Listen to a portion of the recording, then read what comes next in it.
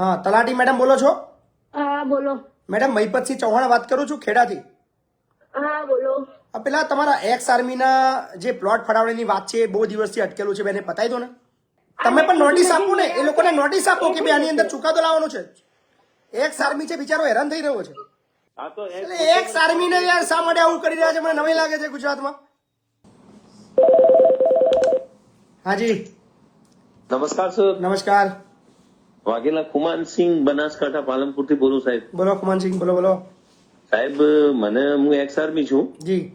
અને લગભગ 2024-1-2020 ની એપ્લિકેશન આપેલી એક્સ મેનમાં જે 2 ગુટા જમીન પ્લોટ મળે પ્લોટ મળે ગામમાંથી. હા, એ બધું કમ્પ્લીટ થઈ ગયું છે. ગામના લોકોએ સહી પણ કરી છે, પંચાયતે પણ સહી કરી છે. એના પછી મેં એની બધી એપ્લિકેશનો પણ સ્વાગતમાં પણ મેં એનું કીધું, ડીડીઓ સાહેબ પણ કીધું, પણ એની કોઈ પેલી થતી નહીં એક્શન. એટલે મને વિશ્વાસ છે કે તમારા થ્રુ કદાચ એક્શન થશે. મેં તમારા એપિસોડ જોયા, એની અંદર મને ઘણું બધું સારું કામ લાગ્યું. તમારા તાલુકા વિકાસ અધિકારી પાલનપુર લાગે છે? હા, તાલુકા વિકાસ અધિકારી પાલનપુર. ગામ અને કયું આજે તમારું? હું એમને મળીને તમારું ગામ? હમણાં જ 15-20 મિનિટ પહેલા મળીને આવ્યો. તમારું ગામ? ગામ કરજોડા, કરજોડા ગ્રામ પંચાયત. ટીડીઓ નું શું કેવું છે? ટીડીઓ સાહેબ કે હું તો એક્સ સર્વિસમેન જ છે સાહેબ, પણ મેં કે મારો કોઈ હોદ્દો નથી, હું તો તમને કહી શકું. પણ એમને એક લેટર લખ્યો હતો કે ગામના લોકોએ હોદ્દા અરજી આપેલી છે અને એમને ઠરાવ કરેલો, પણ લેટરમાં એવું કઈ લખેલું નહીં ઠરાવ કરેલો. પણ એમના ગામના લોકોને કોને સત્તા આપી? વાધા સરકારના ધારાધોરણ મુજબ ગામના લોકોની કોઈ સત્તા નથી કે તમને અટકાવી શકે એ બાબતમાં? તો અરે એમ કે ગામના લોકો મને ઠરાવ લખીને આપે ને તો જ તમને આપું. હવે મને ખબર નહીં પડતી કે તલાટી એમ કે હું તમને આપવા માંગુ, પણ મને ઉપરથી દબાણ છે. એવા પંચાયત સભ્યો એવું કે, અને હાલ તાલુકા વિકાસ અધિકારી એમ કે અમારું કોઈ એવો દબાવ નથી, પણ લોકો લખીને નહીં આપતા. હવે તલાટી પણ ચેન્જ થઈ ગયા, હવે બીજા તલાટી આયા એ પણ આવું કે. લોકો શું લખીને આપે? લોકો જો પાવર છે તો હવે તલાટી ક્રમ મંત્રીને તમે સાહેબ પૂછી શકો, મારા નંબર છે એમનો. બોલો નંબર, વાત કરીએ. 79. એક જ મિનિટ. તમે જે વ્યક્તિને કોલ એમનો ફોન વેટિંગમાં આવે છે. હા, તો એ મેડમ ના હાલ મેં સાહેબ ને તાલુકા વિકાસ અધિકારીની વાત કરી તો એ રહ્યા કે મારો કોઈ હોદ્દો નથી, તમારી પંચાયત લખીને આપી. પંચાયતે મને ઓલરેડી કાગળોમાં લખીને આપી દીધું હતું. બરાબર. પણ મેં એમના કાગળિયા પણ આગળ પીએમ માં પણ તમારી પાસે કલેક્ટરનો ઓર્ડર છે તમારી પાસે કે તમને જમીન ફાળવવી? હા, સાહેબે એમને કીધું કે પ્લોટ ફાળવી આપો, ને એમનું પંચનામું પણ થયેલું છે. પ્લોટ મને ફાળવાના હતા, જોઈ લઈએ. એ મેડમનું નામ પણ. તમે જે વ્યક્તિને કોલ કરી રહ્યા છો. હાલો, તમારા સરપંચ કોણ છે?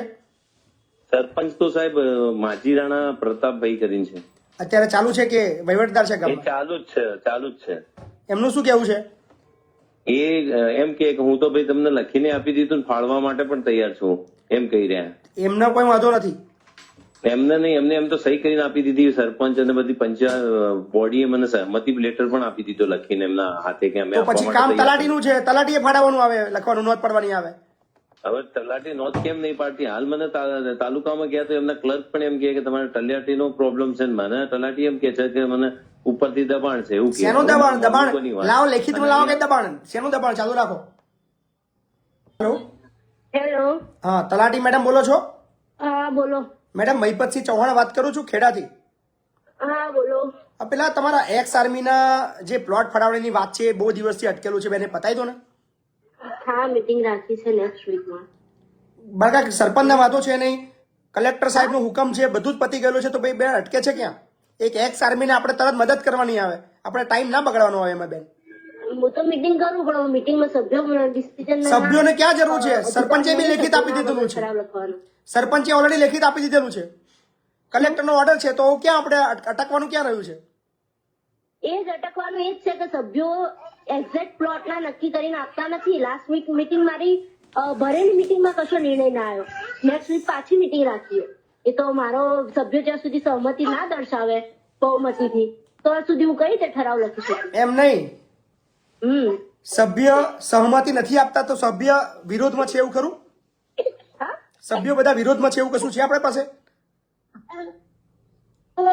સભ્ય વિરોધ નથી આવતો એમ. કલેક્ટર હું લખી દઉં સભ્ય સહમત છે તો આપણી પાસે કલેક્ટરનો હુકમ છે. માની લો ગ્રામ પંચાયતના બધા જ સભ્યો, હું તો મને ખબર નથી શું વિગત છે, કોઈ વિરોધ છે કે નહીં, પણ એ લોકો જો સહમત ના થાય તો આપણે ઓર્ડર નહીં કરવાનો. અવાજ કપાય, ફરી બોલો. કલેક્ટરનો આપણી પાસે ઓર્ડર છે કે હા. એક્સ આર્મીને બે જે જમીન છે એ જે જમીન ફાળવવી, બરાબર છે, આપણી પાસે હુકમ છે બરાબર. અને ગવર્મેન્ટનો નિયમ છે, નોર્મ્સ છે. હા. તો આ લોકો પંચાયતના સભ્યો જો નખરા કરે તો આપણે નહીં ફાળવવાની. જો મારા હાથમાં થોડી ફાળવવાની બેન આપણી પાસે હુકમ જ છે, આપણે હુકમના આધારે નોંધ કરવાની છે, આપણે હુકમના આધારે નોંધ જ કરવાની છે. તલાટીના હાથમાં કોઈ સત્તા જ નથી. તલાટીને ખાલી લેખિતમાં આપવાનું જ છે કે ભાઈ આ મીટિંગમાં હવે જે નિર્ણય થાય કે ભાઈ નિર્ણય આવે છે કે નથી આવતો, હું તો લેખિતમાં જ આપવાની ને. ગ્રામ પંચાયતના મારા હાથમાં ક્યાં ફાળવવાની સત્તા ગ્રામ પંચાયતના સભ્ય કલેક્ટરના હુકમથી મોટા છે. નથી, પણ હું એ જ કહું છું ને કે એ લોકો નિર્ણય ના લાવે કે બહુમતી કે ભાઈ કોઈ રીતે, તો મારે તો લેટર લખીને તો આપો ને, આપવાનું નોટિસ આપો ને બેન, બેન નોટિસ આપો. ઉપર સભ્યો નિર્ણય તમે નથી લેતા. તમે આગળ ઉપરના તમે લેવલના તલાટી નિર્ણય તરીકે બોલે. તમે તલાટી તરીકે સભ્યોને નોટિસ આપો. એક મિનિટ, હું મહિના પહેલા જ મારી બદલી થઈ છે કરજોડામાં. જી. એક મીટિંગ મેં ઓલરેડી લઈ લીધી છે અને બીજી મીટિંગ મારી અઠવાડિયે આવતા વીકમાં છે જ, બરાબર? એટલે મારું કામ તો કમ્પ્લીટ જ ચાલે છે. તમે પણ નોટિસ આપો ને, એ લોકોને નોટિસ આપો કે બે આની અંદર ચુકાદો લાવવાનો છે. એક આર્મી છે બિચારો હેરાન થઈ રહ્યો છે. મીટિંગમાં જે નિર્ણય આવશે એ દિવસે તમે કોલ કરીને કહીશ. મીટિંગમાં નિર્ણય નહીં લેવાનો બેન, આપણો હુકમનો પરિપત્રનો અમલ કરવાનો છે બેન, આપણે નિર્ણય નહીં લેવાનો. સારું, તો હું નિર્ણય લઈને આપું. આગળ ડીડીઓ સર માન્ય ના રાખે તો કે તલાટીનો હુકમ નહીં ચાલે, તમે તે સભ્યોના ઠરાવ લાવો તો. બેન કલેક્ટરનો ઓર્ડર છે,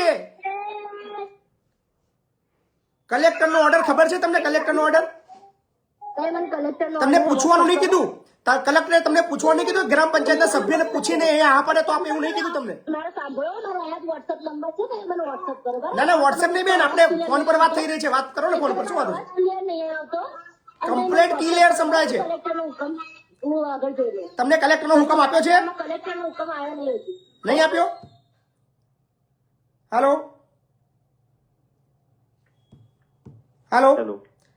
હા સર, આ એવું કે છે તલાટી કે કલેક્ટરનો હુકમ નહીં આપ્યો એવું કે છે? કલેક્ટરનો હુકમ નહીં, અમને પ્લોટ ફાળવવા માટેનો DDO નો લેટર છે સાહેબ. હું આપી તમારી દીધેલો છે? પાસે શકું. લેટર એમને આપી દીધેલો છે તમે ફાળવવા માટેનો? હા એમના કન લેટર, એમના કનેથી જ મેં કોપી લીધી, એને આપવા માંગતા હતા પણ એક ભાઈ વિરોધ કર્યો ને, એના પછી એમને મને પ્લોટ નથી આપ્યા. અને હાલ પંચાયત બોડી મને તાલુકા વિકાસ અધિકારી એમ કહે કે મેં એવું કંઈ કર્યું નહીં, તમારો લેટર ઠરાવ આવી જાય તો હું આપું. પંચાયત બોડી મને કહે કે અમે ઠરાવ હાલવા માટે તૈયાર હું. મને કાલે કોણ પંચાયત બોડી? ડીડીઓ નો ઓર્ડર આવ્યો પછી શેની પંચાયતની બોડી? હા તો એટલે એક આર્મીને યાર શા માટે આવું કરી રહ્યા છે? મને નવાઈ લાગે છે ગુજરાતમાં. તમે એક કામ કરો, સાહેબ 3 વર્ષથી હેરાન કરે છે. સાંભળો મારી વાત, પહોંચો મારી વાત સાંભળો. હા સાહેબ. અત્યારે તમે ટીડીઓ ને મળો, એમને એવું કહો હા, સાહેબ. કે 7 દિવસમાં મને જો પ્લોટ ફાળવવામાં નહીં આવે હા તો 7 તારીખે મહિપતસિંહ ચૌહાણ આવી રહ્યા છે તાલુકા વિકાસ અધિકારીને મળવા તાલુકા પંચાયતમાં. હા સાહેબ. કહી દો, એવું સૂચના આપી દો.